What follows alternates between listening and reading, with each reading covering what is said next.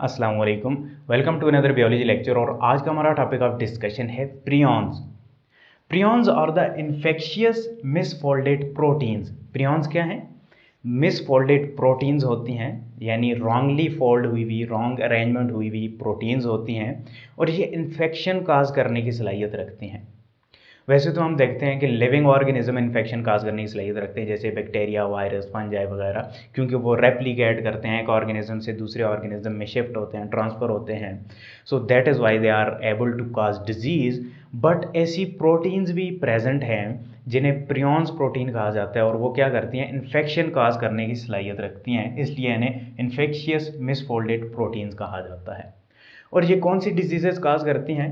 ये neuro degenerative diseases काज करती हैं मैमल्स के अंदर। न्यूरो डिजनरेटिव डिजीज़ेस ऐसी डिजीज़ेस होती हैं जो जिनमें न्यूरॉन सेल्स की डिजनरेशन हो जाती है, न्यूरॉन सेल्स डाई होना शुरू हो जाते हैं। और आप जानते हैं न्यूरॉन सेल से हमारा नर्वस सिस्टम मिलकर बना होता है, और नर्वस सिस्टम जब उसमें सेल्स डाई होंगे तो हमारा कोऑर्डिनेशन और हमारे मेमोरी और बहुत सारे सिम्टम्स इससे अपीयर होंगे जो आगे अभी हम स्टडी करने वाले हैं। So prion diseases mostly neurodegenerative diseases cause करती हैं मैमल्स के अंदर। ओके, प्रियॉन का जो वर्ड है ये कहाँ से निकला? ये निकला है प्रोटीनेशियस इन्फेक्शियस पार्टिकल्स। क्योंकि प्रोटीन्स जो हैं लिविंग ऑर्गेनिज्म तो है नहीं, इसलिए इन्हें पार्टिकल्स कहा जाता है। इन्फेक्शियस क्योंकि ये इन्फेक्शन काज करती हैं, कोई डिजीज़ काज करने की सलाहियत रखती हैं, इसलिए इन्फेक्शियस पार्टिकल्स होती हैं। और प्रोटीनेशियस ये प्रोटीन से मिलकर बनी होती हैं। सो यहाँ से प्रियॉन का वर्ड एराइज हुआ है। नाउ यहाँ से एक क्वेश्चन निकल के आता है कि प्रोटीन्स जो हैं ये कैसे एबल होती हैं, ये कैसे रेप्लिकेट करती हैं, ये कैसे रिप्रोड्यूस करती हैं। अभी तक जो सबसे सिंपलेस्ट लिविंग क्रिएचर है जिसे वायरस कहा जाता है, उसमें भी कम से कम डीएनए और प्रोटीन के साथ डीएनए या आरएनए प्रेजेंट होता है। सो प्रोटीन्स कैसे एबल होती हैं डिजीज़ काज करने के? तो ये साइंटिस्ट को बड़ा पजल कर रहा था, और ये रिसेंट डिस्कवरी है प्रियॉन की, इतनी पुरानी बात नहीं है। तो साइंटिस्ट बड़े पजल थे कि प्रियॉन कैसे रेप्लिकेट करते हैं। ठीक है, तो एक्चुअली में फिर साइंटिस्ट को एक ब्रेक थ्रू मिला, उन्हें समझ में आई कि प्रियॉन्स जो इन्फेक्शियस प्रोटीनेशियस पार्टिकल्स हैं ये एक्चुअली में हमारी बॉडी के अंदर नॉर्मल फॉर्म में प्रेजेंट होती हैं। ये protein actually prion is a normal protein present in commonly in the cell membrane of neuron cells. हमारी बॉडी के जो न्यूरॉन के सेल्स हैं ना, उनकी सेल मेम्ब्रेन में एक प्रोटीन प्रेजेंट होती है जिसे प्रियॉन कहा जाता है। ये वर्ड पहले तो इन्फेक्शियस यानी डिजीज़ फॉर्म ऑफ प्रियॉन से निकला है, और साइंटिस्ट को बाद में समझ आया कि इसी अमाइनो एसिड की सीक्वेंस की एक और नॉर्मल प्रोटीन भी हमारी बॉडी के अंदर प्रेजेंट है न्यूरॉन सेल्स में।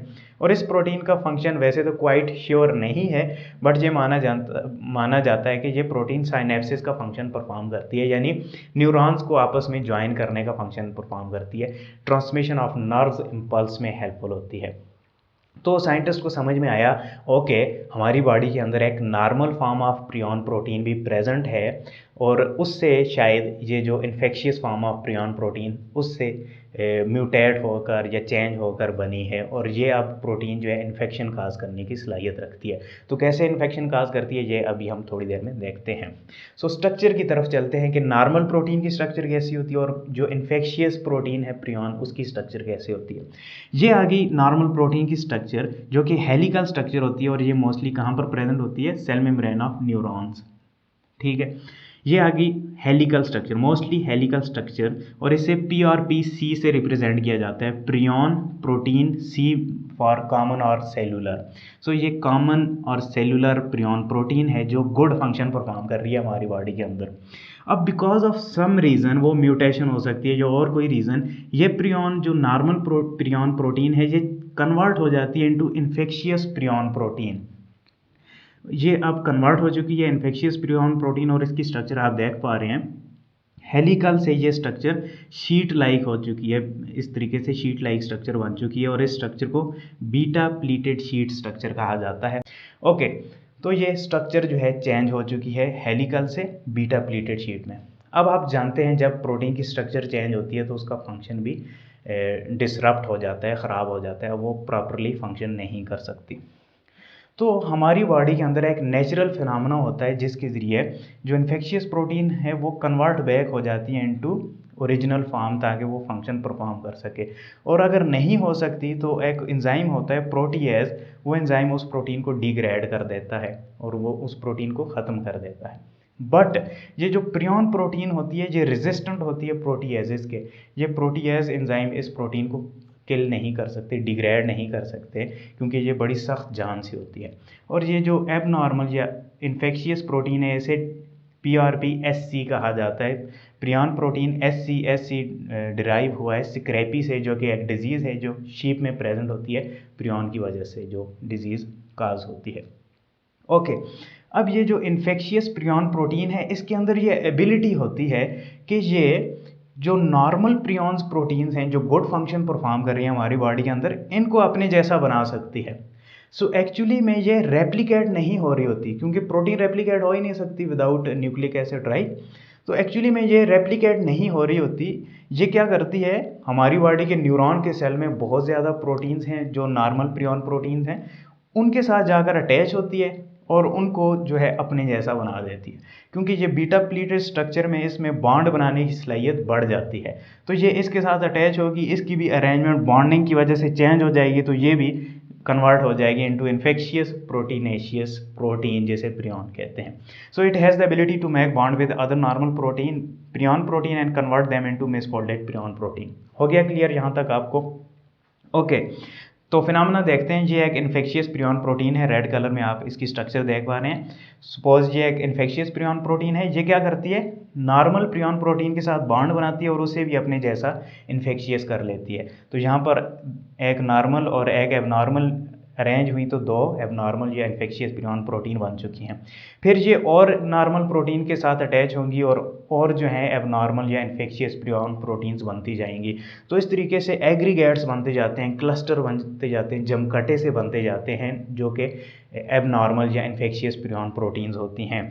और इन जमकटों की वजह से, इन एग्रीगेशन की वजह से, इनके एक्यूमुलेशन की वजह से, सेल्स में इकट्ठे होने की वजह से, क्योंकि न्यूरॉन सेल्स में ये ज़्यादा प्रेजेंट होती हैं, तो न्यूरॉन सेल्स की डेथ होना शुरू हो जाती है। न्यूरॉन सेल्स प्रॉपर्ली फंक्शन नहीं कर पाते, तो न्यूरॉन सेल्स के अंदर एक अपना ही फिनोमेना होता है जिसे एपोप्टोसिस बोलते हैं, प्रोग्राम सेल डेथ जिसे कहा जाता है। तो वो सेल डाई होना शुरू हो जाते हैं।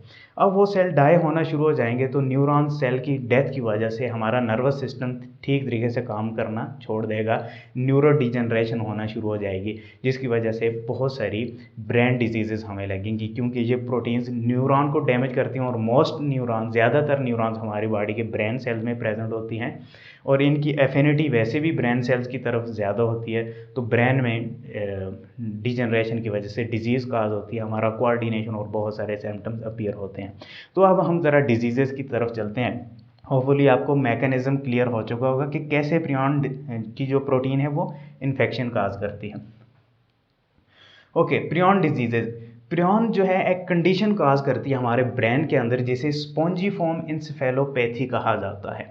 स्पॉन्जीफॉर्म निकला है स्पॉन्ज लाइक, स्पॉन्ज कैसे बोलते हैं, पोर लाइक स्ट्रक्चर होती है जिसमें होल्स होते हैं, जैसे कि वॉशिंग डिश वॉशर हो गया, डस्टर हो गया, इस तरीके से स्ट्रक्चर जो होती हैं वो स्पॉन्ज लाइक स्ट्रक्चर, स्पॉन्जीफॉर्म वहाँ से निकला है। Encephalo mean brain and pathy mean disease process, यानी ब्रेन के अंदर डिजीज़ की वजह से स्पॉन्ज लाइक अपीयरेंस आ जाती है और ये डिजीज़ेस प्रियॉन की वजह से होती हैं।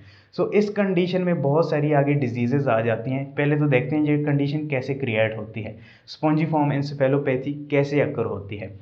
अब क्योंकि प्रियॉन की प्रोटीन की एक्यूमुलेशन की वजह से सेल की डेथ शुरू हो जाती है, सेल डाई होंगे, बहुत सारे सेल जोड़कर टिश्यू बनाते हैं, तो टिश्यू की डेथ होना शुरू हो जाएगी।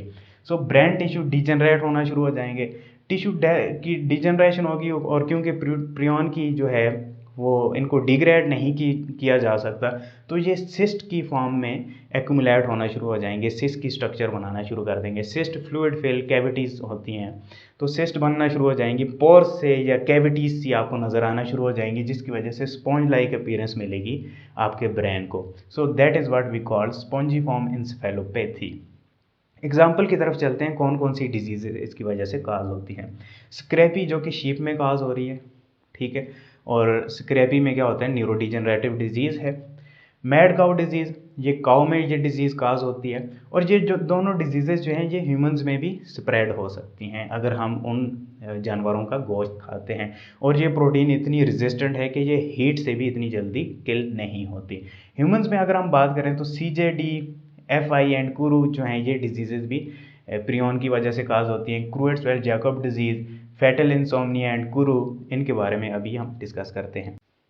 CJD, क्रूएट्स-वेल्च जैकब डिजीज़, इसकी फिर आगे 3-4 फॉर्म्स हैं। ये डिजीज़ेज़ मोस्टली जो है म्यूटेशन की वजह से काज होती है। ह्यूमंस का जो प्रियन प्रोटीन है उसमें DNA में म्यूटेशन होती है, और एक अमाइनो एसिड की चेंज की वजह से पूरी जो है स्ट्रक्चर ऑफ प्रोटीन चेंज हो जाती है, और फिर ये वाली जो प्रोटीन्स हैं एक ऑर्गेनिज्म से दूसरे ऑर्गेनिज्म में भी ट्रांसमिट हो सकती हैं। आगे देखेंगे कैसे ट्रांसमिशन होती है। सो फर्स्ट ओरिजिन जो है मोस्टली म्यूटेशन से राइज होती है। फर्स्ट टाइम ये डिजीज़ म्यूटेशन से राइज होती है, फिर उस पर्सन से अगर दूसरे पर्सन में वो प्रोटीन एंटर हो जाती है तो उस पर्सन के अंदर भी वो डिजीज़ काज करने की सलाहियत रखती है। सो CJD बहुत कॉमन फॉर्म है प्रियन प्रोटीन की। देन फैटल इंसोम्निया आ जाता है, FI से रिप्रेजेंट करते हैं। इंसोम्निया बोलते हैं नींद ना आने की बीमारी होती है, और इसमें क्या होता है, थैलामस जो है आपके ब्रेन का जो थैलामस वाला पोर्शन है वो ज़्यादा डिजेनरेट हो जाता है, जिसकी वजह से स्लीप कंट्रोल वाला सिस्टम ख़त्म हो जाता है। इसके अलावा कुरू जो डिजीज़ है, ये सारी तकरीबन सिमिलर टाइप की डिजीज़ होती हैं। सिम्टम्स इनके सिमिलर होते हैं बट नाम डिफरेंट दिए गए हैं। कुरू जो डिजीज़ है ये न्यू गिनी इंडोनेशिया के पास है, कंट्री है, कॉन्टिनेंट्स है, उसके अंदर एक ट्राइब था, और वहाँ पर उनकी एक रस्म थी कि फ्यूनरल के वक्त कोई शख्स उनके यहाँ मरता था तो उसका ब्रेन जो है वो कुक करके खाते थे, या उसका गोश्त कुक करके खाते थे। तो मैं भी उनमें से किसी बंदे के अंदर म्यूटेशन की वजह से प्रियन की डेवलपमेंट हुई। अब वो गोश्त उन्होंने खाना शुरू किया तो कुछ अरसे के बाद उनके अंदर एक डिजीज़ जनरेट हुई, जैसे कुरू कहा गया। कुरू निकला है ट्रेमलिंग से, यानी उनका कोऑर्डिनेशन कंट्रोल जो है वो ख़त्म हो चुका था, उनकी बॉडी हिल रही थी, ट्रेम्बल कर रही थी, जैसे कांपरी हो, तो वहाँ से निकला है। सो उस डिज़ीज़ को बोलते हैं कुरू। ये भी प्रियन की वजह से होती है। सिम्टम्स की तरफ चलते हैं। जैसे मैंने आपको बताया तकरीबन सभी डिजीज़ेस के सिम्टम्स सिमिलर टाइप होते हैं। सिम्टम्स शुरू में तो डेकेड्स भी लग जाते हैं, डेवलप नहीं होते, क्योंकि बहुत स्लोली ये डिज़ीज़ प्रोग्रेस होती है बॉडी के अंदर। कम से कम 1 डेकेड लगता है, 10 साल लगते हैं इसकी डिज़ीज़ के सिम्टम्स अपीयर होने में, और कुछ बंदों के अंदर 20 साल, 30 साल, 40 और 50 साल भी लग जाते हैं सिम्टम्स के अपीयरेंस तक। वंस डेवलप, बट जब सिम्टम अपीयर हो जाते हैं तो 1 साल के अंदर अंदर उस शख्स की डेथ काज हो जाती है, अकर हो जाती है। तो सिम्टम्स के बाद ये डिज़ीज़ बहुत सीवियर है। डिफ़िकल्टी इन वॉकिंग सिम्टम्स हैं क्या?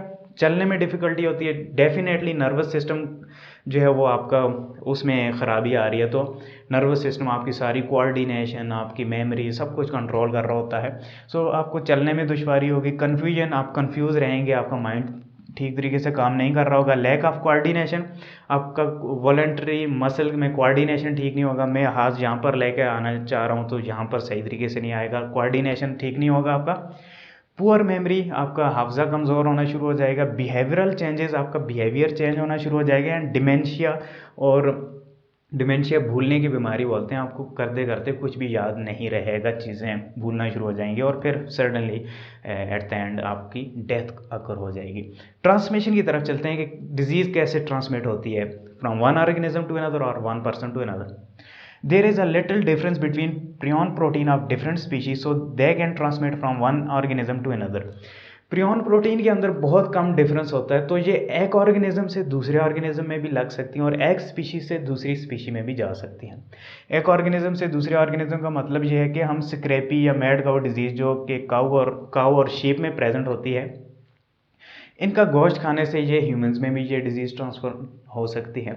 या फिर ह्यूमन से, जैसे कुरू वाले जो हैं ह्यूमन का गोश्त खाते थे, ब्रेन खाते थे, तो एक ऑर्गेनिज्म से दूसरे ऑर्गेनिज्म में गोश्त के ज़रिए ट्रांसमिट हो सकती है। और कौन से ज़रिए हैं जिनसे ट्रांसमिट होती है? ईटिंग इन्फेक्टेड मीट, ये तो हम डिस्कस कर चुके हैं। बाय ब्लड डोनेशन, क्योंकि न्यूरॉन्स हमारी पूरी बॉडी में प्रेजेंट होती हैं, तो न्यूरॉन्स में ये ब्लड वगैरह में जो न्यूरॉन ब्लड वाले रास्तों में जा रही हैं न्यूरॉन्स, तो वहाँ पर भी ये प्रोटीन एक्यूमुलेट हो चुकी होती हैं, तो ब्लड ट्रांसफ्यूजन से भी ये डिजीज़ ट्रांसफ़र हो सकती है। ऑर्गन ट्रांसप्लांट से ये डिजीज़ ट्रांसफ़र हो सकती है। सर्जिकल इंस्ट्रूमेंट यानी ऐसे सर्जिकल इंस्ट्रूमेंट जिनमें कॉन्टामिनेशन हो जाती है प्रियॉन प्रोटीन के साथ। किसी ऐसे बंदे की सर्जरी की जिसको प्रियॉन डिजीज़ थी, अब वो उसको आपने स्टेरिलाइज नहीं किया तो सर्जिकल इंस्ट्रूमेंट से किसी और बंदे की सर्जरी की तो वहाँ पर वो ये डिजीज़ ट्रांसमिट हो सकती है। और जिस तरीके से और भी एड्स वाली डिजीज़ ट्रांसमिट होती हैं वहाँ उस तरीके से भी थोड़े बहुत चांसेस होते हैं इस डिजीज़ के ट्रांसमिट होने के। ट्रीटमेंट की तरफ चलते हैं। No treatment but some medication slow down the disease building process. अभी तक इसकी कोई ट्रीटमेंट नहीं आई, बट कुछ मेडिकेशन ऐसी होती हैं जिसकी वजह से इसकी प्रोग्रेस स्लो हो सकती है आपका, यानी ये जो इंक्यूबेशन पीरियड है वो लेट हो सकता है। प्रिवेंशन की तरफ चलते हैं। Family history genetic should be consider, क्योंकि ये डिज़ीज़ जेनेटिक म्यूटेशन की वजह से भी हो सकती है। सो फैमिली हिस्ट्री भी इसमें बहुत मायने रखती है कि आपका अगर किसी बंदे को, आपकी फैमिली किसी बंदे को प्रियॉन डिजीज़ है तो मैं भी आगे जो जनरेशन है या कोई और जो उसके करीब जो जनरेशन है उसके जीन में भी म्यूटेशन हो सकती है और ये डिजीज़ बिल्ड हो सकती है। तो टेस्ट करवा लीजिए, जेनेटिक टेस्ट होते हैं। Prion disease are very rare but still prevention is necessary. Prion disease बहुत कम होती हैं, बहुत रेयर हैं, बट स्टिल ये वाली प्रिवेंशन आपको लेनी पड़ेगी। ब्लड डोनेशन करते वक्त, ऑर्गन ट्रांसप्लांट करते वक्त, सर्जिकल इंस्ट्रूमेंट, ऐसी सारी केयर जो आप किसी एड्स या हेपेटाइटिस की डिजीज़ के लिए परफॉर्म करते हैं वो सारी केयर्स आपको प्रियॉन डिजीज़ से बचने के लिए भी करनी पड़ेंगी। होपफुली आपको मेरा ये लेक्चर समझ में आया होगा। नेक्स्ट लेक्चर तक के लिए मुझे इजाज़त दें। शुक्रिया, अल्लाह हाफिज़।